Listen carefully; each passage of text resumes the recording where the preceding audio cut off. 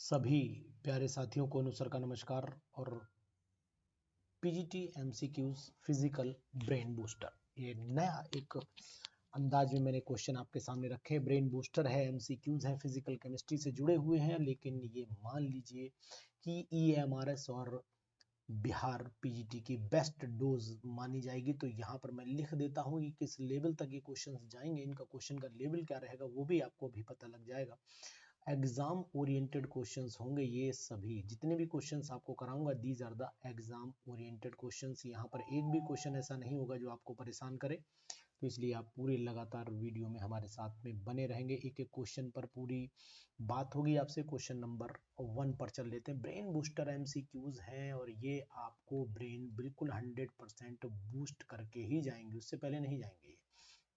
अगर आपको क्वेश्चन अच्छे लगे, क्वेश्चन में आपको लगे कि क्वेश्चन हमें कायदे से बताए जा रहे हैं, तो फिर ये मान के चलिएगा कि आप इन पर एक कमेंट इन बॉक्स में जा करके जरूर दीजिएगा कि फिजिकल केमिस्ट्री से जुड़े हुए ये क्वेश्चन आपको कैसे लगे। तो क्वेश्चन नंबर 1 से हम लोग शुरुआत कर लेते हैं।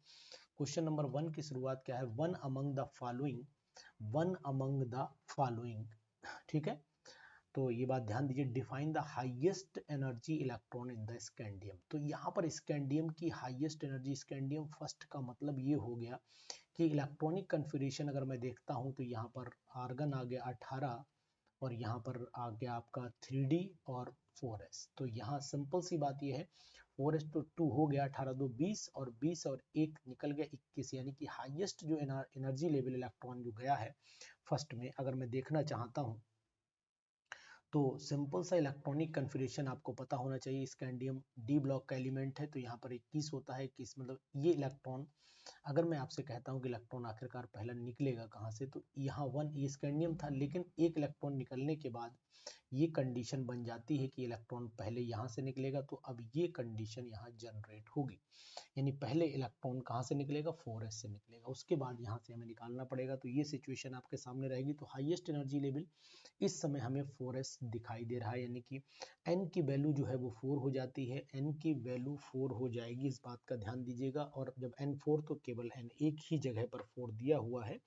तो ऑप्शन नंबर मुझे जो साफ दिखाई दे रहा है, क्रिस्टल क्लियर जो ऑप्शन मुझे दिखाई दे रहा है वो भैया कौन सा है? वो है n इज इक्वल टू 4 हो गया। और l इज इक्वल टू, थोड़ा सा इसकी हाइट कम कर लेते हैं, n इज इक्वल टू 4 हो गया। l इज इक्वल टू आपका 0 हो गया क्योंकि s है, और ये m भी 0 और l s आपका प्लस माइनस हाफ में ये प्लस हाफ दिखाई दे रहा है। तो क्योंकि s ऑर्बिटल के लिए l की वैल्यू भी आपकी क्या होती है? 0 होती है। तो इस बात का भी ध्यान दीजिए, इंपॉर्टेंट क्वेश्चंस हैं, बिल्कुल नहीं छोड़ेंगे आज आप। The threshold wavelength of the ejection of the electron from the metal m is 330 nanometre, lambda दिया है। द वर्क फंक्शन, अब तो यहाँ पर तो सिंपल सा एक फार्मूला आपको पता होना चाहिए।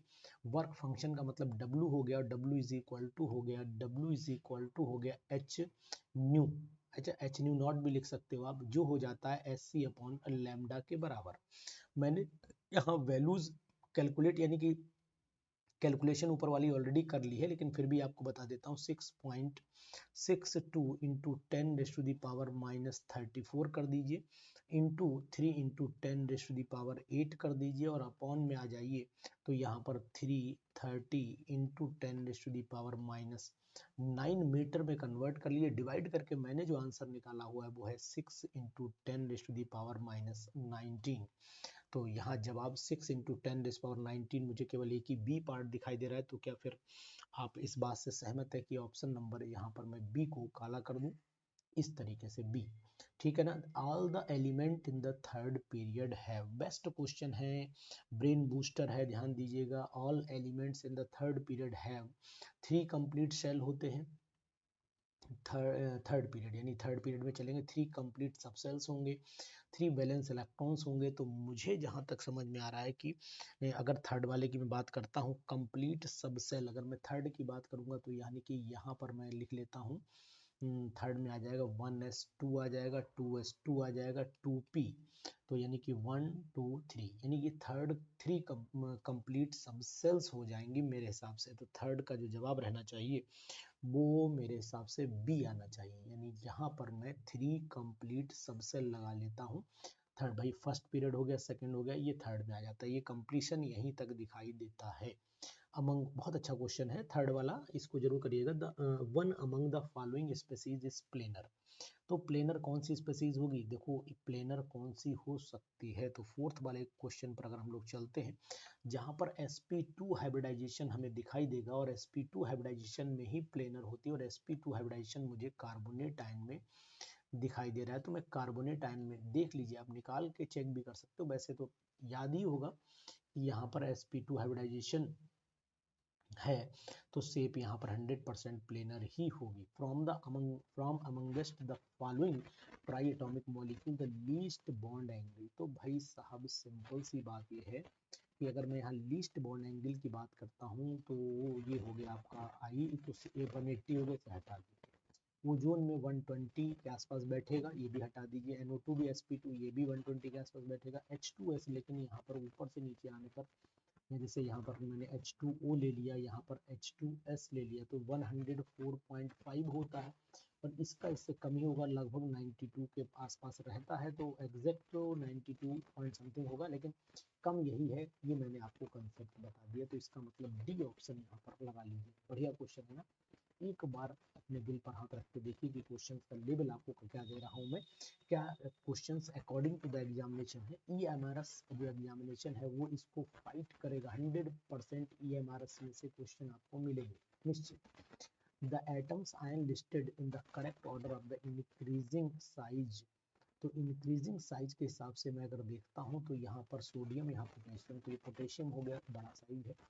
तो इसका मतलब हुआ कि यहाँ का जो जवाब होना चाहिए वो क्या होना चाहिए, लेकिन यहाँ तो बराबर in the atom science listed correct order of the increasing size. तो देखो यहाँ पर 2, 8, 3, ठीक है, 2, 8, 1, 2, 8, 8, 8, 8, 16, 2, 8, 6 हो जाना चाहिए। 2, 8 यहाँ पर मैं 6 लिख देता हूँ, तो इसका मतलब वह साइज इसका छोटा हो जाएगा, इसका साइज फिर आपका बड़ा हो जाएगा।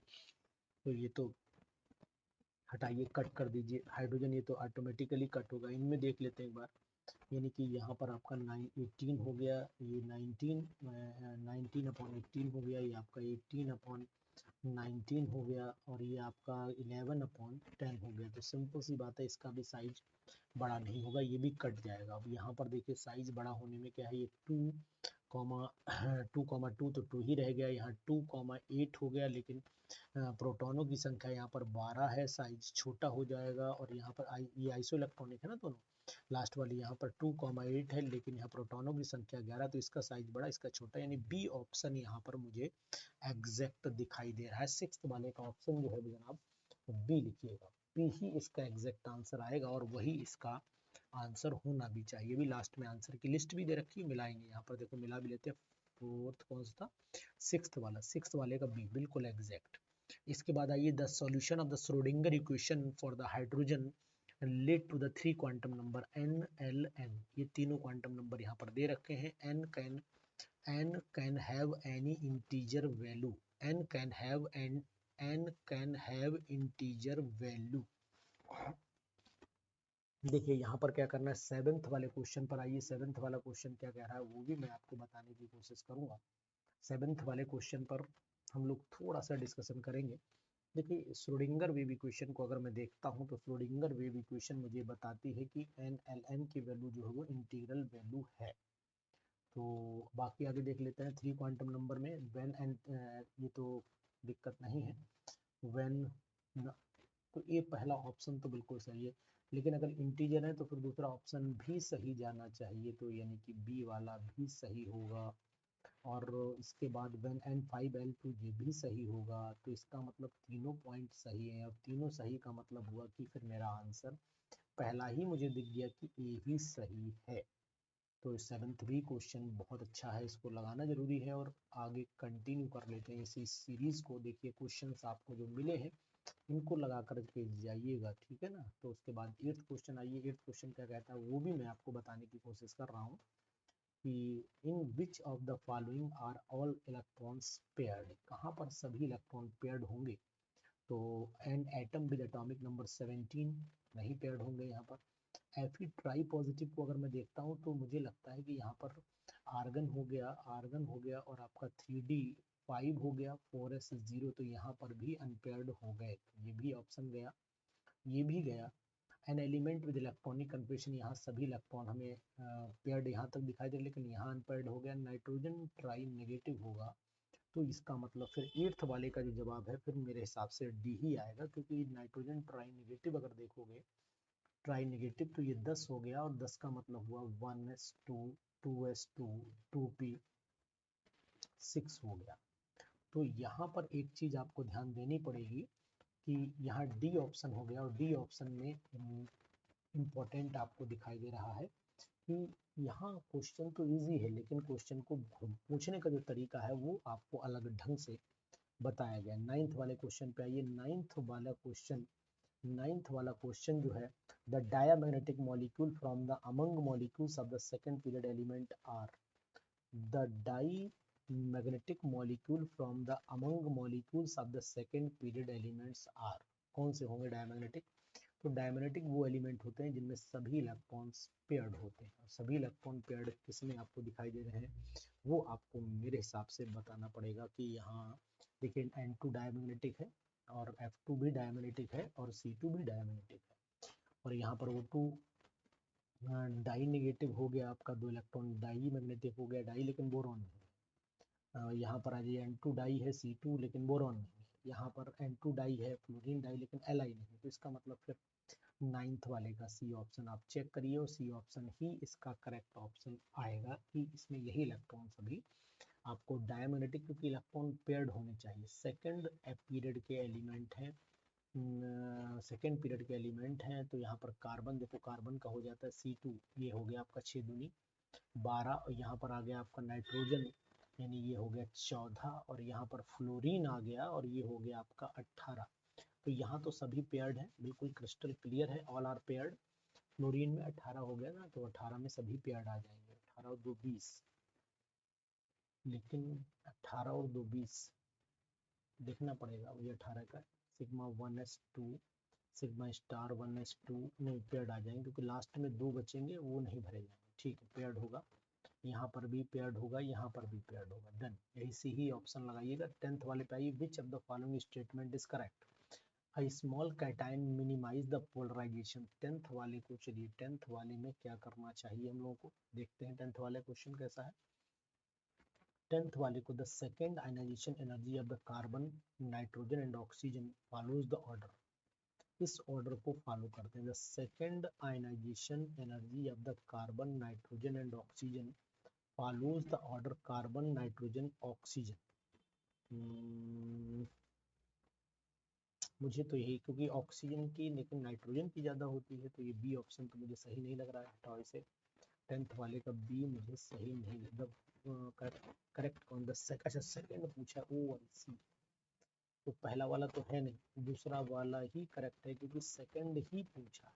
सेकेंड का मतलब हुआ कि नाइट्रोजन का सेकंड कमजोर हो जाएगा, ऑक्सीजन का सेकंड नाइट्रोजन वाला बन जाएगा। Yes, this is right, 10th वाला 100% राइट है, इसको कर लीजिए, अच्छा क्वेश्चन है। उसके बाद amongst the phosphorus halide the correct increasing order of the bond angle, ऊपर से नीचे आने पर बॉन्ड एंगल आपका घटता है, तो 11वें वाले क्वेश्चन को देखिएगा, अमंग द फास्फोरस हैलाइड, देखते हैं बना करके देख लेते हैं। PF5 एक तो ये इलेक्ट्रोनेगेटिव पावर यहाँ पर कंसेप्ट चलेगा, तो ये आपका इलेक्ट्रोनेगेटिविटी यहाँ पर मुझे देखनी पड़ेगी। ये क्लोरीन हो गया, ये आपका फ्लोरीन वाला मॉलिक्यूल हो गया, और यहाँ पर आपका ब्रोमीन हो गया। तो ये ब्रोमीन वाले का जो साइज है वो इसलिए बढ़ जाएगा क्योंकि ये साइज में बढ़े हैं, inter electronic repulsion means static hindrance पैदा करेंगे, तो मुझे लगता है कि बॉन्ड एंगल जो है वो यहाँ पर इंक्रीज कर जाना चाहिए, यहाँ पर इंक्रीज कर जाना चाहिए, वेरी वेरी इंपॉर्टेंट, ध्यान दीजिए। उसके बाद 12th वाले पे आ जाइए। 12th वाला क्या कहता है, the state of hybridization of phosphorus, the state of hybridization of phosphorus Z is equal to 15, यानी कि यहाँ पर मैं 15 ले लेता हूँ, और 15 15 जो है अगर मैं लिखता हूँ phosphate, the state of hybridization phosphorus के, अच्छा इसमें लिखना है PO4 में, तो यहाँ पर तो पक्का है sp3 आती है। जब यहाँ पर sp3 आती है तो इसका मतलब ये हुआ कि sp3 और कहाँ आती है, यहाँ पर sp2 आती है, यहाँ पर dsp2 आ जाएगी और यहाँ पर आपकी sp3 sp2 आ जाएगी, यहाँ पर नेगेटिव लिखा है। तो यानी अगर मैं निकालता हूँ हाफ हो गया, 6 हो गया और प्लस के 2 8, यानी कि यहीं पर sp3 आएगी। तो आंसर फिर आपका डी ही होगा, 12th का डी ऑप्शन होगा और यही एग्जैक्ट आंसर भी होना चाहिए, यही एग्जैक्ट आंसर भी होना चाहिए।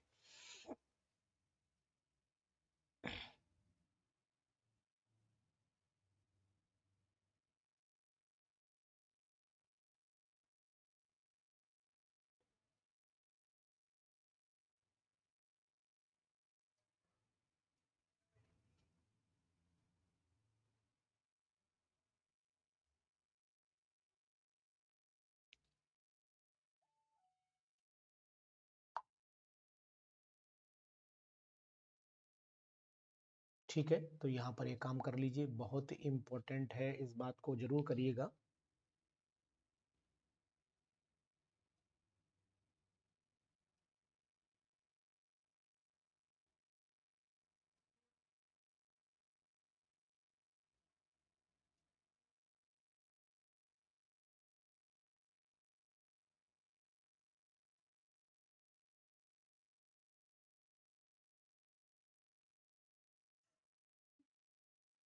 ठीक है, इसको कर लीजिएगा। अभी एक मैसेज जरूरी था, इन्फॉर्म मैसेज देना था किसी को, इसलिए रुक गया।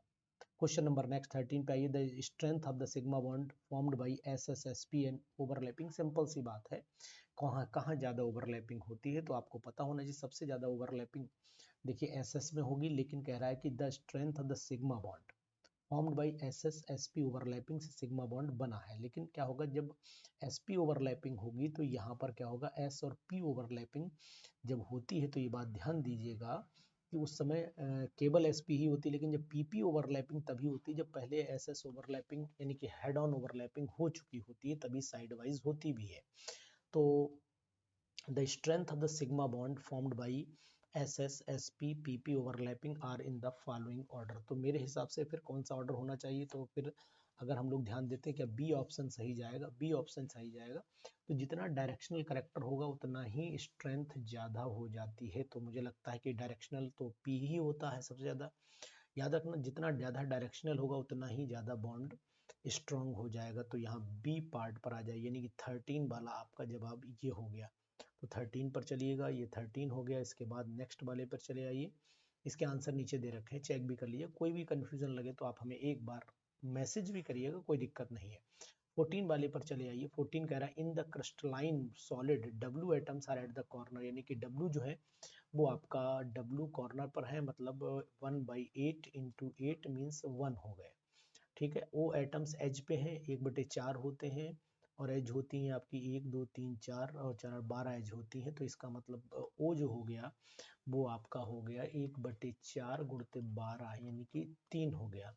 और sodium atom at the centre एक होगा तो NaO3W हो जाएगा, NaWO3 हो जाना चाहिए। यानी कि अगर मैं इसके आंसर की बात करता हूँ, जो क्वेश्चन नंबर 14 है, इसके अगर मैं आंसर की बात करता हूं तो आपको NaWO4 NaWO3 सॉरी, यानी बी ऑप्शन इसका सही हो जाएगा। आज बाइनरी सॉलिड A प्लस और B माइनस फार्मूला इसका 60, ये सॉलिड का क्वेश्चन है, कर जरूर लीजिएगा। Has the CH structure, the number of the unit cells पर 6 ग्राम आइडियल क्रिस्टल अगर लिया गया है, तो ये तो बहुत ही सिंपल क्वेश्चन है, कुछ इसमें करना नहीं है। देखो यहाँ करना क्या पड़ेगा वो मैं आपको बता दे रहा हूँ, सिंपल वे में करिएगा। सीशियम क्लोराइड अगर आपने लिया है, फार्मूला मास 60 दिया हुआ है ना, तो 60 ग्राम में अगर मैं 60 दे रहा हूँ ना, 60 ग्राम में जो एटम का नंबर होगा, यूनिट सेल का नंबर होगा 6.022 इंटू 10⁻23 होगा। एक तो काम ये कर लीजिए। तो 6 में कितना होगा, यानी 6 में होगा 6.02 इंटू 10⁻22 हो जाएगा, एक यूनिट घट जाएगा। तो इसका मतलब हुआ कि मेरे हिसाब से आंसर जो है ए आ जाना चाहिए, कुछ करना नहीं है, ए आ जाना चाहिए ये वाला आंसर। तो 15 का ए। आप एक बार चेक भी जरूर करते रहिए आंसर, क्योंकि हो जाता है कभी कभी जल्दी में कैलकुलेशन में मैंने कोई मिस्टेक, वैसे तो कोशिश नहीं करता हूँ ना हो, लेकिन फिर भी। The molecular orbital shown below is identical, वो डिस्क्राइब्ड एज। तो मुझे तो सिंपल दिखाई दे रहा है, आप बताइए क्या है। मुझे जो महसूस हो रहा है वो ये है कि ये एक एंटी बॉन्डिंग मॉलिक्यूलर ऑर्बिटल है और एंटी बॉन्डिंग को सिग्मा स्टार से इसलिए भी रिप्रेजेंट करते हैं क्योंकि भाई हेड ऑन ओवरलैपिंग से बनी, साइड वाइज तो ये है ही नहीं, sigma star. Which among the following molecule has the largest dipole moment, ये क्वेश्चन बहुत आता है। यहाँ पर लार्जेस्ट डाइपोल मोमेंट NF3 का तो होने से रहा, तो 17 वाले में NF3 कट कर दो, XeF4 में भी नहीं होगा। सबसे ज़्यादा मुझे जो दिखाई दे रहा है 17 वाले में, मुझे वो C2H5Cl दिखाई दे रहा है क्योंकि CH3 में भी कैंसिल आउट हो जाता है। The difference between delta H and delta E at constant volume is equal to जो होता है वो आपका P डेल्टा V होता है, यानी कि फार्मूला तो यही है delta H is equal to delta U, वही delta E plus delta P delta V होता है, P डेल्टा V होता है। तो delta H minus delta E is equal to P delta V हो जाता है। तो मुझे लगता है P डेल्टा V हो गया, तो यानी 18 वाले का जवाब जो है वो फिर A होना चाहिए। 18 वाले का जवाब जो है फिर A होना चाहिए। तो लेकिन कह क्या रहा है, the difference between at constant volume, ओहो हो वॉल्यूम कांस्टेंट हो गया, तो फिर इसका मतलब डेल्टा O की वैल्यू 0 हो गई, तो फिर तो ये मेथड गलत हो गया। तो इसका मतलब हुआ हम लोग करेंगे delta H minus delta E is equal to minus, हाँ ठीक है, इज इक्वल टू हो जाएगा P डेल्टा V तो रहेगा ही रहेगा, चलो भाई रख लेते हैं P डेल्टा V और प्लस V डेल्टा P रख लेते हैं और वो V डेल्टा P रख लेते हैं, ये वैल्यू तो 0 चली गई, तो ये बचा हमारे पास।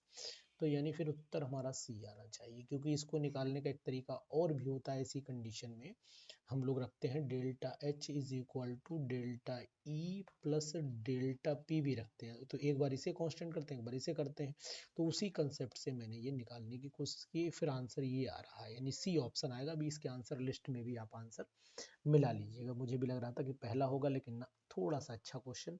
उसके बाद आइए 19th क्वेश्चन पर आ जाइए, ये भी बहुत ही अच्छा क्वेश्चन है 19th वाला। द लाइट वाला क्वेश्चन है, मतलब जो लाइट की कंडीशंस हैं, then the light then can emit the photo electrons should have the wavelength equal to, और फ्रीक्वेंसी दे रखी है, तो इसका मतलब हुआ कि इसको हमें क्या करना पड़ेगा, कैलकुलेशन न करके हम डायरेक्ट कंडीशंस पर लगाते हैं। क्वेश्चन देखिए, इफ द क्रिटिकल फ्रीक्वेंसी आपको दे रखी है, critical frequency for the emission of the photo electrons from a metal is इतना, ठीक है, देन लाइट, ठीक, that can emit the photo electron should have the wavelength equal to, किसके बराबर हो जानी चाहिए।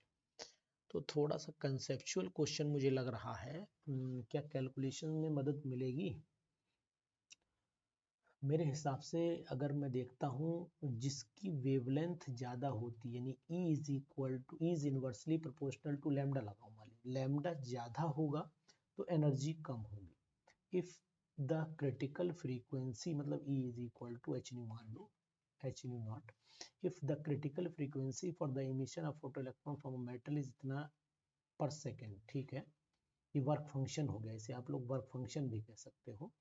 तो then the emit can photo electron, जिसकी वेवलेंथ कम होगी उसी की एनर्जी ज़्यादा होगी, वही इलेक्ट्रॉन रिलीज करेगा, यानी कि डी ऑप्शन। अब मुझे यहाँ पर वेवलेंथ इसी की सबसे कम मुझे दिखाई दे रही, तो फिर आंसर यही लगाइए और चेक भी करिएगा, आप भी एक बार चेक करिएगा।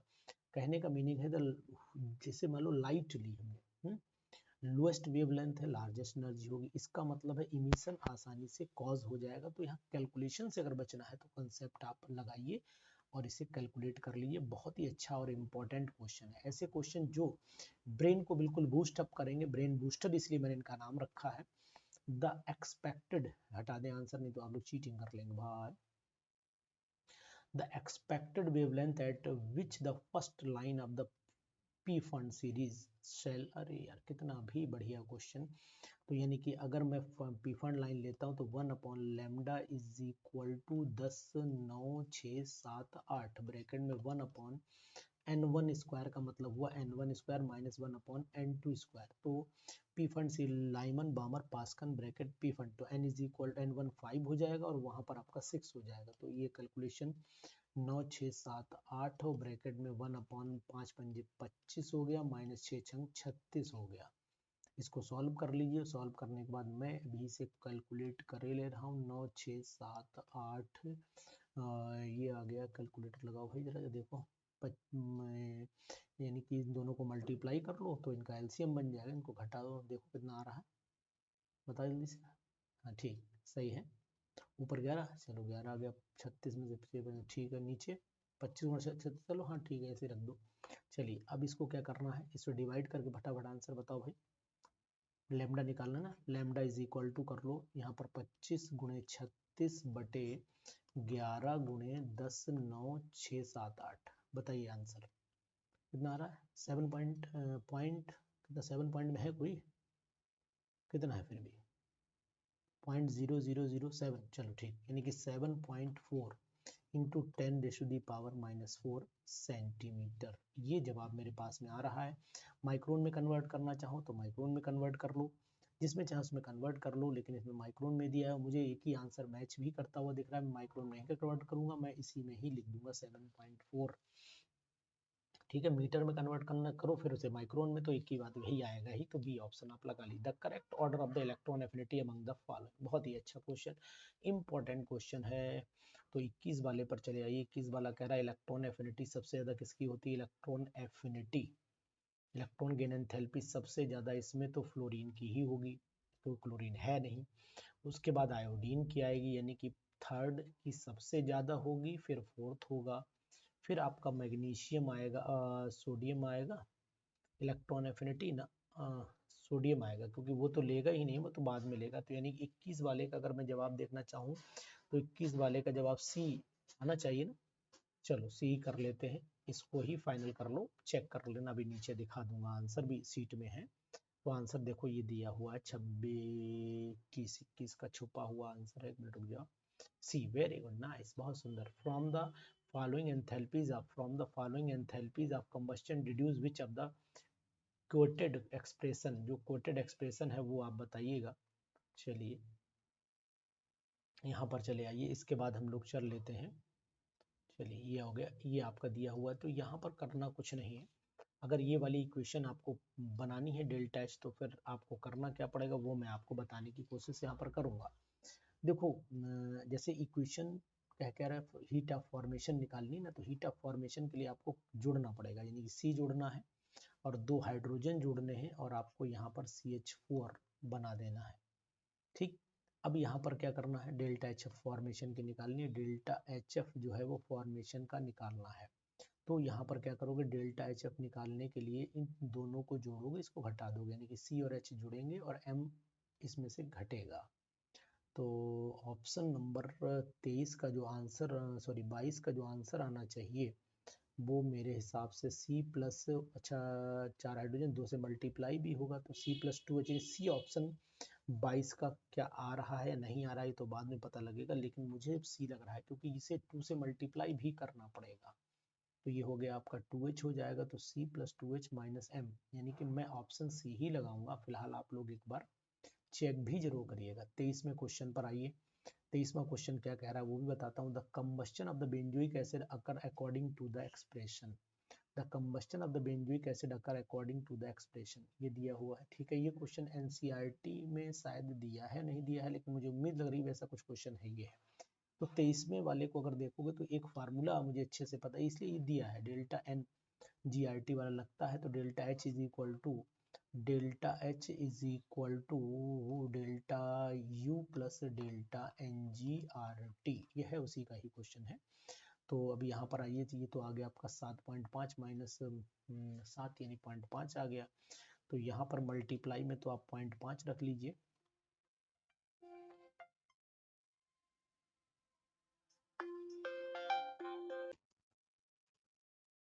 अब आ जाते हैं, यानी कि मैं इस क्वेश्चन को कंटिन्यू कर रहा हूँ। तो यहाँ डेल्टा एच इक्वल टू हो गया, ये वैल्यू क्यू दे रखी है, तो ये वैल्यू इट लिबरेट्स यानी माइनस की क्यू भी हो जाएगी, तो माइनस की क्यू भी हो गई, तो क्यू भी रख दो यहाँ पर। और ये वैल्यू माइनस के पॉइंट, यानी कि ये बचेगा प्रोडक्ट मिलेगा, माइनस का बच्चा यहाँ पर 0.5 रख दीजिए, चाहे हाफ रख दीजिए। तो यानी अब मुझे 23 का जो जवाब निकल के दिखाई दे रहा है वो कौन सा जवाब होगा, माइनस में ही दोनों वैल्यू जा रहे हैं, यानी कि मुझे 23 का जवाब में ऑप्शन नंबर डी दिखाई दे रहा है। तो क्या आपको 23 के जवाब में ऑप्शन नंबर डी समझ में आ रहा है? चलिए, अगर समझ में आ रहा है तो बहुत अच्छी बात है, नहीं तो चेक कर दीजिए। मुझे तो यही समझ में आ रहा है जो मैंने ऊपर लिखा हुआ है। चलो इसके आगे बढ़ लेते हैं। क्वेश्चन 24 पे आते हैं। During the solid liquid the melting, जब सॉलिड लिक्विड ट्रांजिशन होगा तो उस समय मेल्टिंग पॉइंट क्या होना चाहिए, इस पर भी हमारा बहुत अच्छा इंपॉर्टेंट डिस्कशन आपके साथ में है। पहले भी मैंने आपको बताया, कई बार बताया कि जब सॉलिड लिक्विड ट्रांजिशन में मेल्टिंग पॉइंट जीरो हो जाता है, तो यानी कि 24-25 क्वेश्चन दोनों पर आपको ध्यान देना चाहिए। दोनों ही इंपॉर्टेंट है। फ्रॉम द अमंग ये जो वैल्यू दे रखी है, करेक्ट ऑर्डर ऑफ रेडियाई, सबसे बड़ा रेडियाई ये मुझे लग रहा है कि यहाँ पर भी इलेक्ट्रॉन 10 है, यहाँ पर सॉरी यहाँ पर आपके 18 इलेक्ट्रॉन है, यहाँ पर भी 18, यहाँ पर 10, ये दोनों से इन दोनों में इसका साइज छोटा तो एल्यूमिनियम का, नाइट्रोजन पहले तो ये हो गया, और यहाँ हो जाएगा ये हो गया 17 18, ये 19 18 हो गया। तो साइज पर मेरे हिसाब से किसका होना चाहिए, ये हो गया आपका 19 और यहाँ 18 हो गया, तो ज़्यादा छोटा हो गया, ये बड़ा हो गया। तो ये यानी कि 25 वाले का जो जवाब होना चाहिए ए आना चाहिए। 25 वाले का जवाब फिर ए आना चाहिए। चेक करिए आप, 25 का जवाब ए आ रहा है, 25 का जवाब ए आ रहा है, आप लोग भी चेक करें। चलिए ये हो गया। 26 वाले पर आइए, नीचे तो आंसर हर मिल ही जाएगा, वो देख ही लेंगे भी, कोई दिक्कत नहीं है। 26 वाले पर then enthalpy change delta H in the simple one step reaction is greater than 0, so that activation energy of the reaction is therefore। 26 वाले पे आइए, तो 26 वाला क्वेश्चन में तो थोड़ा मामला गड़बड़ है, यानी कि अगर मैं इसे दिखाना चाहूँ कैसी रिएक्शन है, enthalpy change delta in simple step reaction, delta 0 से ज़्यादा है, तो 0 से ज़्यादा का मतलब हुआ कि एक्टिवेशन एनर्जी, यानी कि एक्टिवेशन एनर्जी जो है वो ज़्यादा हो जानी चाहिए डेल्टा एच की वैल्यू से। तो फिर सिंपल सा 26 का जवाब क्या होना चाहिए, दिमाग लगाओ। Never less than delta H, equal to delta H, never less than delta H. तो यानी 26 वाले पर मुझे थोड़ा सा शंका लग रही, कम तो इक्वल टू है नहीं, ज़्यादा ही है, तो less than, never greater than तो होगा, नेवर लेस देन डेल्टा ज़्यादा ही होगी, यानी कि सी ऑप्शन में यहाँ पर लगाऊंगा। इसके बाद आ जाइए क्वेश्चन नंबर नेक्स्ट 27 पर। 27 क्या कहता है वो भी आपको बता देता हूँ, इसका अच्छा आंसर भी चेक कर लूँ एक बार। 26 वाले का 26 का सी ही आ रहा है, ठीक है। इसके बाद आइए 27वां question, the half life of the first order reaction, यानी कि टी हाफ की वैल्यू जो दे रखी है, टी हाफ की वैल्यू 60 सेकेंड दे रखी है, और the percentage of the reactant left after 3 minute, 3 minute के बाद, यानी टाइम भी दिया हुआ है, तो 3 मिनट दिया हुआ है, 3 मिनट, यानी कि अब मुझे ये करना पड़ेगा 27 वाले में कि द हाफ लाइफ सेकंड में है और ये मिनट में है, तो मुझे या तो मैं मिनट में कन्वर्ट कर लूँ दोनों, वही ज़्यादा बेटर रहेगा। ये 1 मिनट हो गया, 60 सेकंड 1 मिनट हो गया, ऐसे करो आप, ठीक है। तो यहाँ पर हो गया the percentage of the reaction left after 30 minute, तो ये 1 हो गया। तो यानी कि वैल्यू होती है, आपको याद होना चाहिए कि फार्मूला अगर आपको आता है तो फिर मेरे हिसाब से n is equal to N naught divided by 2 की पावर n, तो यानी n की वैल्यू हो गई यहाँ पर 3, क्योंकि ये 3 से डिवाइड करोगे 3 ही आएगी। n इज इक्वल टू हो जाएगा n इज इक्वल टू हो जाएगा t अपॉन टी हाफ, यानी कि ये हो गया आपका टी कितना 3 मिनट और टी हाफ हो गया 1 मिनट, तो 3 ही आ गई, तो इसका मतलब हुआ ये 2 दूनी 4 दूनी 8 हो गया, यानी 1/8 और 100 से मल्टीप्लाई कर लो, तो ये आ गया आपका 12.5 आ गया, डी आ रहा है 27 का डी ऑप्शन। चेक करिए 27 का डी है या नहीं है, ठीक है। चलो 28 देख लो भाई, 28 का कह रहा है कि if the reaction A plus B arrow C plus D is thermodynamically feasible, अरे तो फिर अगर थर्मोडाइनमिकली फिजिबल है तो इसका मतलब है कि एक्टिवेशन एनर्जी से मुझे इसका दिमाग लगाना पड़ेगा। डिपेंड्स प्रोसेस एक्टिवेशन एनर्जी, यानी ई पर ही डिपेंड करेगा, तो सिंपल सी बात है 28वें का जवाब भी डी लगेगा, यानी कि डी लगेगा, ठीक है। तो ये मैंने इंपॉर्टेंट क्वेश्चंस दिए, इनके आंसर्स भी हैं और इनके आंसर मैंने डिस्कशन भी आपसे किए। तो 28 क्वेश्चन जो ब्रेन बूस्टर है, और ये ब्रेन बूस्टर क्वेश्चन 28 कैसे लगे आपको जरूर बताइएगा, और मैं आपको 100% ये क्वेश्चन इंपॉर्टेंट है EMRS एग्जामिनेशन के लिए, साथ ही साथ BPSC एग्जामिनेशन के लिए, दोनों के लिए बहुत ही इंपॉर्टेंट डोज मान के चलिए। ब्रेन बूस्टर इसीलिए इनका नाम रखा गया है। तो अब अगर हमारे बैच न्यू बैचेस को ज्वाइन करना चाहते हैं तो न्यू बैच हमारे स्टार्ट हो चुके हैं, और न्यू बैच जो है वो 1 जनवरी से शुरू होगा। न्यू बैच 1 जनवरी से शुरू होगा, और जो लोग भी 1 जन 2024 से शुरू होंगे, और साथ ही साथ आपको ये भी बताने की कोशिश करूंगा कि जो लोग बैच को रीज्वाइन करना चाहते हैं, यानी कि जो ओल्ड स्टूडेंट हैं और अपनी रिकॉर्डिंग को मेंटेन करना चाहते हैं, यानी रिकॉर्डिंग्स में रहना चाहते हैं, रिकॉर्डिंग्स में रहना चाहते हैं, अपना डाटा कलेक्ट करना चाहते हैं, यानी कि डाटा उनका उनके पास में बना रहे, तो रिकॉर्डिंग डाटा अगर जहाँ रहे तो उसके लिए भी आप हमसे 1 जनवरी को संपर्क कर लीजिए। 1 जनवरी 2024 को संपर्क करिए। मैं आपको बताऊंगा कि अपना डाटा कैसे सेव कर सकते हैं आप, और रिकॉर्डिंग कैसे मेंटेन रहेगी, कैसे देख पाएंगे लगातार 1 साल तक के लिए। तो इन सभी बैचेस की जो वैलिडिटी दूंगा, वो इसकी भी वैलिडिटी आपको 1 ईयर दूंगा, 1 ईयर दूंगा, और इसकी भी वैलिडिटी आपको 1 ईयर ही दूंगा। दोनों की वैलिडिटी आपको 1 ईयर दूंगा। तो आप जैसी आपकी सुविधा लगे, जैसी आपको उचित लगे, संपर्क कीजिए। अगर आप रिकॉर्डिंग में इंटरेस्टेड हैं तो रिकॉर्डिंग में, अदरवाइज लगातार नए क्वेश्चन के भंडार में आप तक लाता रहता हूँ। और वो क्वेश्चन इसी के बाद, ब्रेन बूस्टर के बाद ब्रेन फाइटिंग क्वेश्चन भी लाने के मूड में हूँ। तो कल हो सकता है आपके पास ब्रेन फाइटिंग क्वेश्चन भी लगाऊं।